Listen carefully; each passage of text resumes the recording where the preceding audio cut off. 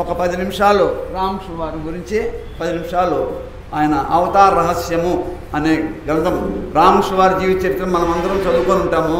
మళ్ళా దాన్ని రిపీట్ చేయాల్సిన అవసరం లేదు. కానీ కొన్ని ముఖ్య అంశాలు మాత్రం మనం ఒక 10 నిమిషాలు చెప్పుకొని మనం హారతి తర్వాత మంగళహారతి ఇచ్చుకున్నాం.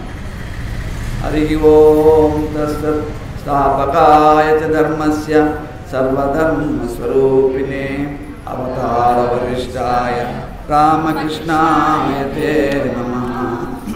ఈ రామకృష్ణ అవతార రహస్యంలో సర్వం కాళీమయం అంటే ప్రతి ఒక్కటి కాళీమయంగా రామకృష్ణ వారు చూస్తారు. దాని గురించి ఆయన మాటల్లోనే ఆయన చెప్తా వస్తారనమాట, ఆత్మకథలాగా. ఇది మనం చదువు ఇక్కడ పఠించడమే, ఉపన్యాసం ఏం కాదు, మీరు శ్రద్ధగా వింటే తెలుగే కాబట్టి.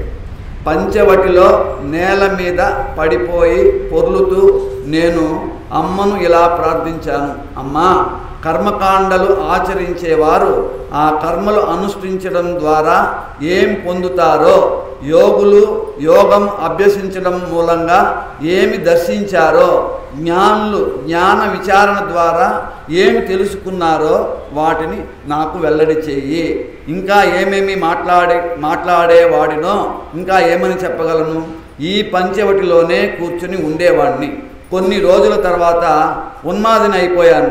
ఆ స్థితి కూడా వెళ్ళిపోయింది. దక్షిణేశ్వరంలో మొదటిసారి నాకు ఇటువంటి స్థితి ఏర్పడ్డ కొన్ని రోజుల తర్వాత ఒక ఉన్నత కుటుంబానికి చెందిన బ్రాహ్మణ స్త్రీ ఒక ఆమె ఇక్కడకు వచ్చింది. ఆమె సుగుణాల రాశి, కంఠంలో మాల వేసి ఎదుట ధూపం వేయగానే ఆమె సమాధిస్థితి పొందింది. కొన్ని క్షణాల తర్వాత ఆమె కళ్ళ వెంట ఆనందాశ్రువులు జాలువారాయి. అప్పుడు నేను ఆమెకు ప్రణామం చేసి, అమ్మా, నాకు ఈ స్థితి లభిస్తుందా అని అడిగాను. ఆమెకు వచ్చిన స్థితి నాకు లభిస్తుందా అని అడిగాను. ఇదంతా ఆత్మకథ, ఆయన చెప్పుకుంటా ఉన్న కథ అనమాట అని అడిగాను. అందుకు ఆమె అని అంది. 10 లేక 11 సంవత్సరాల వయస్సులో ఉన్నప్పుడు ఒక మైదానం గుండా విశాలాక్షి ఆలయం వైపునకు వెళుతూ ఉన్నప్పుడు నాకు పారవస్య స్థితి ఏర్పడింది. ఆహా, అది ఏమి దర్శనము, ఎటువంటి దర్శనము, నాకు పూర్తిగా బాహ్య స్మృతియే లేకపోయా.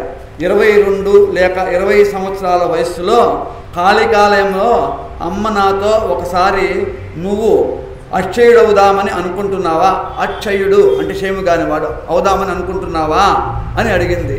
అక్షయుడు అంటే ఏమిటో నాకు తెలియదమ్మా, దాని గురించి హలదారి అనేవాడు చెప్తూ ఉంటే విన్నాను. అందుకు అతడు క్షయుడు అంటే జీవుడు, అక్షయుడు అంటే పరమాత్మ. క్షయుడు అంటే జీవుడు, అక్షయుడు అంటే పరమాత్మ అని చెప్పాడు. భవతారిణి ఆలయానికి ఎదురుగా ఉన్న నాట్యశాల పిట్టగోడ మీద ధాన్యస్థ భైరవ విగ్రహం ఒకటి ఉండేది. ధ్యానం చేయబోతున్నప్పుడు ఆ విగ్రహాన్ని చూసి నా మనసుకు, మనసా, నువ్వు అలా నిశ్చలంగా నిశ్శబ్దంగా కూర్చొని అమ్మ పాదార విందాలను ధ్యానించాలి అని ఆయన మనసుకు చెప్పుకునేవాడంట. అంటూ నా మనసుకు చెప్పుకునేవాడిని. నేను ధ్యానానికి కూర్చోగానే శరీరంలోని అవయవాల కీళ్లను పాదాల నుండి పైదాకా కట్ కట్ అని ధ్వని వచ్చేలా లో నుండి ఎవరో ఒకటి తర్వాత ఒకటి తాళం వేసి బిగిస్తున్నట్లు అనిపించేది. ఆయనకి ప్రతి ఒక్క అంగము ఎవరో ధ్యానానికి కూర్చుంటే ఒక అంగము తాళం వేసినట్టు అనిపిస్తూ ఉండేదన్నమాట. ఆ తరువాత ధ్యానిస్తూ ఉన్నంతసేపు శరీరాన్ని కదిలించేటందుకు, కూర్చున్న భంగిమను మార్చడానికి లేదా ధ్యానం వదిలి తన ఇష్టం మేరకు మరెక్కడికైనా వెళ్ళి మరి ఏదైనా చేయడానికి సాధ్యమయ్యేది కాదు. ఆయన లేయాలంటే కూడా లేగలిగేవాడు కాదు, ఎక్కడికి వెళ్ళాలన్నా వెళ్ళలేకపోయేవాడు అనమాట. మళ్ళీ కట్ కట్టని ధ్వనులు వచ్చేలా పైనుండి కిందకి తాళాలన్నీ తెరిచేదాకా, ఇంతకుముందు తాళాలు వేసేసారి అనిపించింది కదా, మళ్ళీ ఆ తాళాలని తీయబడేదాకా లేచేదానికి ఆయన శక్తి వచ్చేది కాదంట. అది చెప్తా ఉన్నారు. ధ్యాన సమయంలో నాకు కానవచ్చే దృశ్యాలు, ఆ ధ్యానం చేసేటప్పుడు ఆయన కనపడే దృశ్యాలు ఎన్నెన్నో. ధ్యానానికి కూర్చున్న తర్వాత ముందుగా మినుగురు పురుగులు లాంటి జ్యోతి బిందువులు కనిపించేవి. ఆయన ధ్యాన స్థితి చెప్తా ఉన్నారు. ధ్యానానికి కూర్చున్న తర్వాత ముందుగా మినుగురు పురుగులు లాంటి జ్యోతి బిందువులు కనిపించేవి. మరోమారు మంచుల జ్యోతి పుంజాలు నలువైపులా వ్యాపిస్తూ కానవచ్చేది. మరోసారి కరిగిన వెండిలా దగదగ మెరిసే తరంగాలు సర్వత్రా వ్యాప్తమై ఉన్నట్లు అనిపించేది. కళ్ళు మూసి ఉండగానే ఈ దృశ్యాలన్నీ కనపడేవి. కళ్ళు తెరిచిన తర్వాత కూడా ఇటువంటి దృశ్యాలు గోచరించేవి, కనపడేవి. వాటి అర్థం ఏమిటో, వాడి దర్శనం మంచిదో కాదో అప్పట్లో నాకు తెలిసేది కాదు. అందుచేత గందరగోళంలో పడ్డ నేను ఆ గందరగోళంలో ఇట్లాంటి దర్శనాలు కలిగేటప్పటికీ ఆయన గందరగోళం అయిపోయిందంట ఆయన మనసు. అప్పుడు కాళీమాత అనేవాడంట, అమ్మా నాకు ఏమవుతున్నదో అర్థం కావడం లేదే, నన్ను పిలిచే మంత్రాలేవి నాకు తెలియవు. అంటే నిన్ను పిలిచే మంత్రాలేవి నాకు తెలియవే, నీ దర్శనం నేను ఎలా పొందగలిగేది, ఆ దర్శనాన్ని పొందగలిగే మార్గము నువ్వే నాకు బోధించు. అమ్మా నువ్వు తప్ప నాకు మరెవ్వరు నేర్పుతారు, నువ్వు తప్ప నాకు మరి దిక్కెవరు అంటూ మనసారా ప్రార్థించేవాడిని. ఆవేదనను తమాయించుకోలేనప్పుడు బిగ్గరగా విలపించేవాడిని. అది కూడా కాకుండా ఆయన ఆవేదనని తమాయించుకోలేని స్థితిలో ఇంకా గట్టిగా అరిచేవాడంట కాళికాదేవి దగ్గర కూర్చొని. సాధన కాలఘట్టంలో అంటే ఆయన సాధనలు చేసే టైంలో ధ్యానం చేస్తూ చేస్తూ నేను ఇంకా ఎన్ని దృశ్యాలో చూసేవాడిని.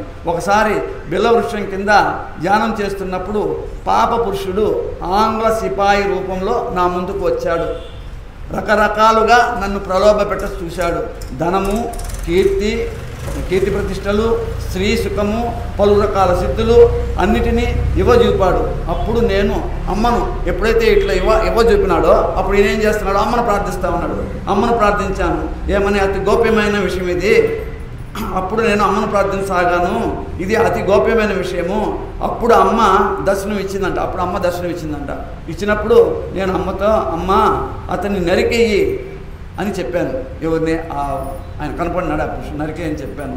అమ్మ ఆ భువన మోహన రూపం ఇప్పటికీ నా మనసులో కనపడతా ఉంది. కృష్ణమయి అంటే బలరాం బోస్ చిన్న కుమార్తె. బలరాం బోస్ గురస్థ శిష్యుడు ఉన్నారు కదా, జమీందారు, ఆయన చిన్న కుమార్తె, ఆమె పేరు కృష్ణమయి. ఆ రూపంలో ఆమె వచ్చింది. ఏ రూపంలో కనపడింది ఆయనకి? ఆ రూపంలో కనపడిందంట. ఆమె కడకంటి వీక్షణంతోనే జగత్ యావత్తు చలించిపోతున్నట్లు నాకు కనపడింది. ఆమె కడకంటి చూపుతోనే జగత్తంతా చలించిపోయేటట్టు కనపడిందంట.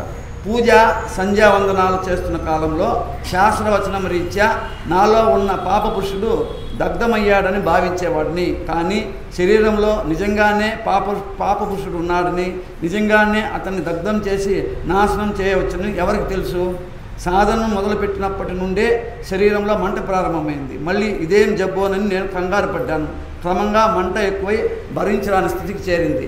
వైద్యుల సలహా మేరకు తైలాలను మర్దం చేయించుకున్నాడు. అయినా మంట ఏమాత్రం తగ్గలేదు. ఒకరోజు నేను పంచివటి కింద కూర్చొని ఉన్నాను. అప్పుడు బొగ్గులా కారు నలుపు శరీరంతో చింత నిప్పుల్లా మెరిసే ఎర్రని కళ్ళతో భయంకర ఆకృతితో ఉన్న పురుషుడు ఒకడు అంటే ఆయన శరీరంలో నుంచి బయటకు వచ్చినాడంట. ఈ పురుషుడు వచ్చి తాగిన వాడిలా తూలుతూ నడవసాగాడు.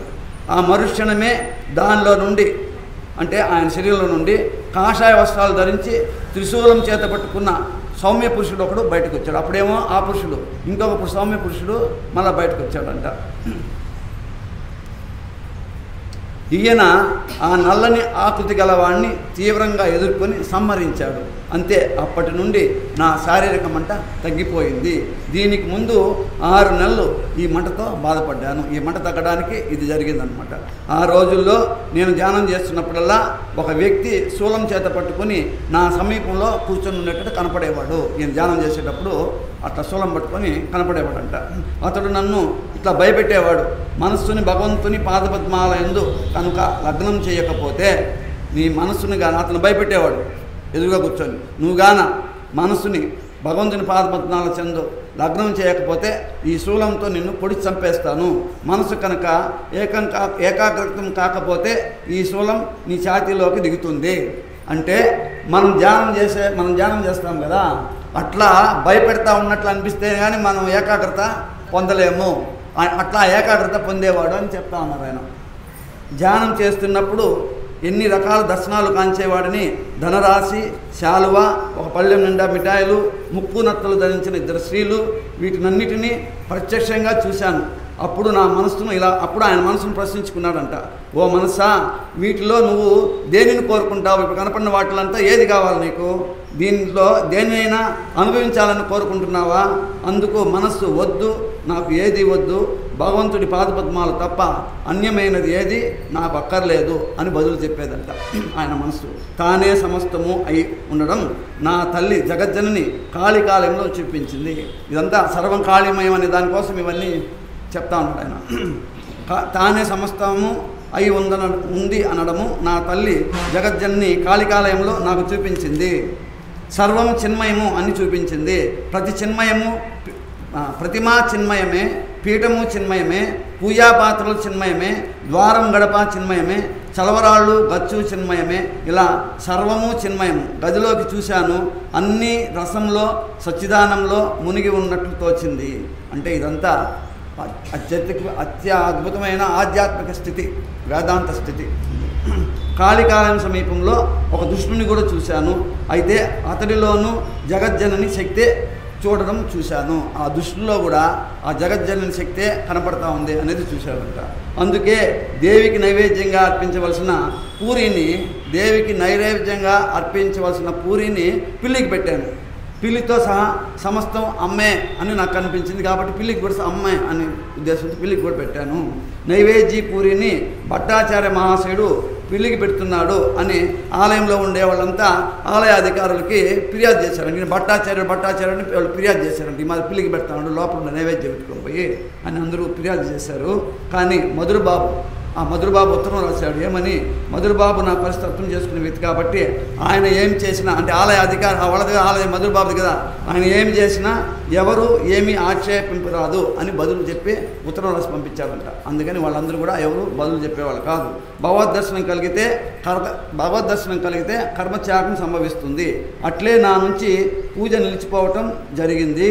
అంటే కర్మత్యాగం పూజ కూడా నిలిపేసినారు ఆయన. కాళికాలయంలో పూజ నిర్వర్తిస్తూ వచ్చాను. ఒకరోజు హఠాత్తుగా సర్వము చిన్మయమే అయినట్టు గోచరించింది. అంటే కాళికాదేవి కనపడింది. ఉద్ధరణి, పంచపాత్ర, పీఠం, వాకిలి అన్నీ చిన్మయమే. తక్కిన జీవజాలం అన్నీ చిన్మయమే. తక్షణమే ఒక పిచ్చివాడిలా 4 వైపులా పూలు విరజిమ్మాను. అంటే అదే ఆమె దర్శనం ఇవ్వడం. కంటపడిన దానివల్ల పూజించిన ఆరంభించాను.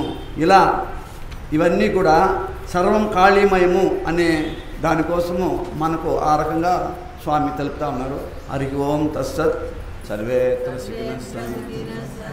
సర్వే సంతు నిరామయా, సర్వే భద్రాణి పశ్యంతు మా కచ్చిత్ దుఃఖమాప్నుయాత్. ఓం సర్వేషాం స్వస్తిర్భవతు. ఓం సర్వేషాం శాంతిర్భవతు. ఓం సర్వేషాం పూర్ణం భవతు. ఓం శాంతి శాంతి శాంతి. శంభో శివ శివ శివ శివ శివ శివ. శంభో శివ శివ శివ శివ శివ శివ. శంభో శివ శివ శివ శివ శివ శివ. నారాయణ నారాయణ నారాయణ. హరి ఓం. ఓం నమో నమో ప్రభువాయ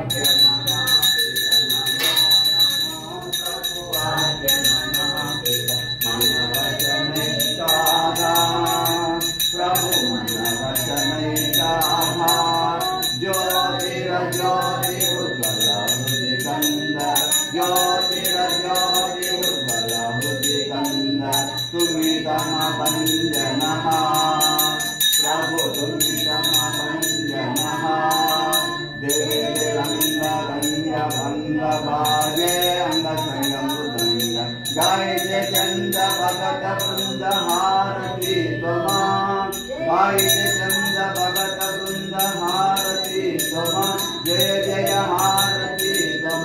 हर हर हारती त्वम. शिव शिव हारती त्वम. वंदन बाबा वंदन जय वंदन वाणी त्वम. जय श्री गुरु महाराज की जय, महामाई की जय, स्वामी जी महाराज की हरि ओम.